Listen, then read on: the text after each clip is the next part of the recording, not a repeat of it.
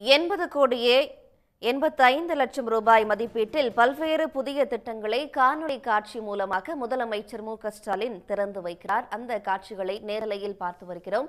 மேலதிக விவரங்களுடன் செய்தியாளர் கண்ணன் இணைகிறார். கண்ணன், இன்று எந்தெந்த திட்டங்களுக்கு அடிக்கல் நாட்டப்படுது, எந்தெந்த புதிய திட்டங்கள் தொடங்கி வைக்கப்படுகின்றன, விவரங்கள்? தமிழ்நாடு முதலமைச்சர் மு.க.ஸ்டாலின் இன்று தலைமைச் செயலகத்திலிருந்து பல்வேறு துறைகளின் சார்பில் 502 கோடி ரூபாய் செலவில் கட்டப்பட்டுள்ள கட்டிடங்களை திறந்து வைத்துள்ளார். மேலும் 732 கோடி ரூபாய் மதிப்புள்ள கட்டிடங்களுக்கு அடிக்கல் நாட்டியுள்ளார். அதன்படி தீயணைப்பு மற்றும் மீட்பு பணிகள் துறை சார்பில் 13 கோடி ரூபாய் செலவில் செய்யப்பட்டுள்ள தீயணைப்பு துறைக்கான கட்டிடங்களை மு.க.ஸ்டாலின் திறந்து வைத்துள்ளார்.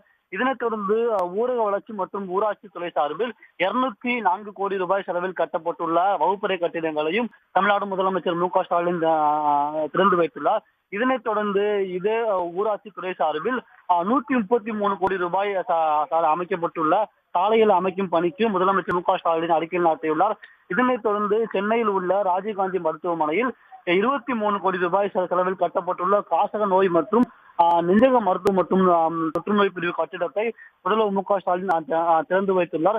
இதனைத் தொடர்ந்து வணிக வரி மற்றும் பத்திரத்துறை சார்பில் 25 கோடி ரூபாய் மதிப்பில் கட்டப்பட்டுள்ள கட்டிடங்கள் என மொத்தம் 502 கோடி ரூபாய் மதிப்பில் கட்டப்பட்டுள்ள கட்டிடங்களை மு.க.ஸ்டாலின் திறந்து வைத்துள்ளார். மேலும் இந்து சமய அறநிலையத்துறை சார்பில் கட்டப்பட்டுள்ள கட்டிடங்களுக்கு மு.க.ஸ்டாலின் அடிக்கல் நாட்டியுள்ளார். இதே போன்று தகவல் தொழில்நுட்ப சார்பில் கட்டப்பட்டுள்ள திருச்சி நகர்பட்டியில் கட்டப்பட்டுள்ள 59 கோடி ரூபாய்கள் கட்டப்பட்டுள்ள ஐடி டவர் ஆகியவற்றையும் திறந்து வைத்துள்ளார்.